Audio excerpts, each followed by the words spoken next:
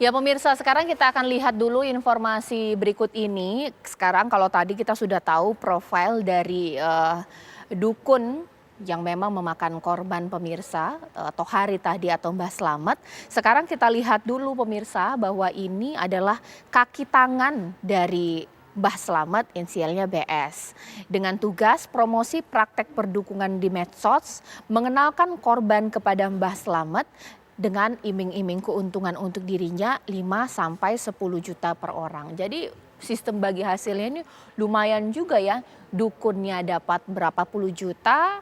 Nah ini apa istilahnya ini marketingnya, fee marketingnya ini 5-10 juta per orang. Ya pantesan semangat ya buat cari ya. Mungkin sekarang saya mau tanya dulu kepada Pak Sunarto di sini pemirsa. Karena saya nggak bisa juga mengatakan bahwa mulai dari sekarang Anda jangan percaya dukun. Agak susah ini kalau misalnya kepercayaan. Meskipun kita balik lagi ke agama sudah pasti salah ya pemirsa ya. Karena syirik. Tapi Pak Sunarto faktanya ada masyarakat mungkin kalau dengan ritual-ritual tertentu sudah seakan-akan dukun ini sakti betul. Misalnya mulai ritual wangi kesturi satu ruangan atau ngelihat kerisnya bergetar atau bergeser, percaya langsung. Bagaimana Pak Sunarto? Ya, sebenarnya bukan hanya di dukun aja, di tempat-tempat tertentu aroma terapi itu banyak. Apa itu? Pakai Coba bunga. lihat. Ini contoh ini adalah minyak esensial, minyak esensial dari lavender. Ini kalau saya buka itu bisa menenangkan pikiran. Orang yang stres bisa tenang. Lah, pada zaman dahulu tidak menggunakan minyak ini, menggunakan kemenyan. Ganda aroma kemenyan itu bisa menenangkan seseorang.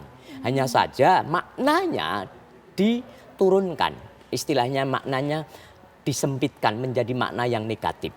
Pada dasarnya minyak aroma ini mampu untuk menenangkan pikiran seseorang. Setelah menenangkan pikiran, orang itu bisa lebih fokus pada masalah-masalahnya.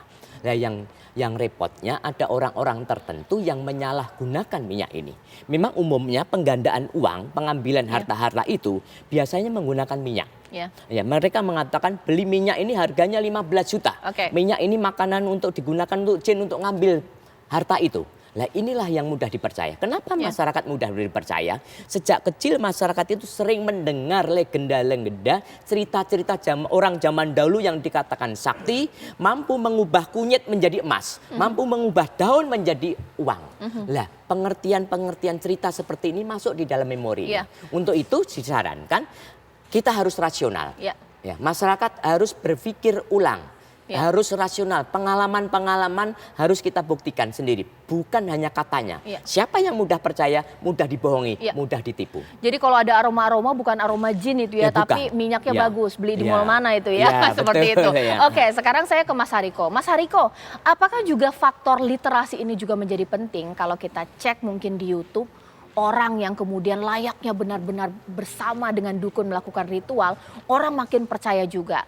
Cek di Google masih banyak pengiklan-pengiklan kesaktian. Ya orang jadi gampang percaya, sumbernya banyak sekarang seperti apa? Iya, salah satu masalah di media sosial itu adalah ada beberapa orang yang ingin mendapatkan informasi sesuai dengan yang dia inginkan. Bagi orang yang memang ada masalah hidup, hutang dan segala macam, ketika melihat iklan dan testimoni itu dia seperti mendapatkan jawaban atas masalah-masalah yang dialami saat ini.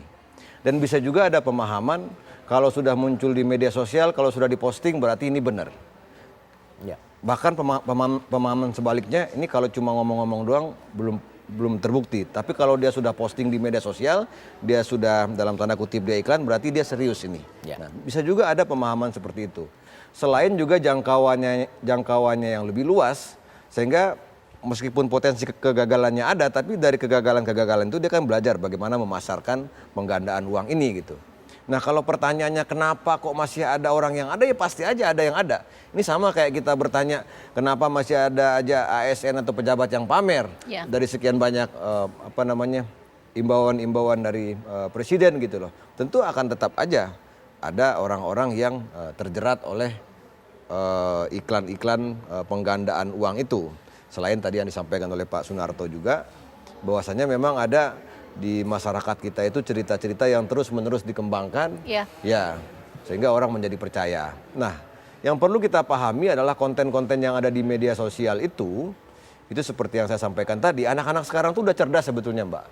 Jadi kalau saya pernah lihat meme itu tulisannya gini, di balik foto cewek cantik ada pinggang yang sakit.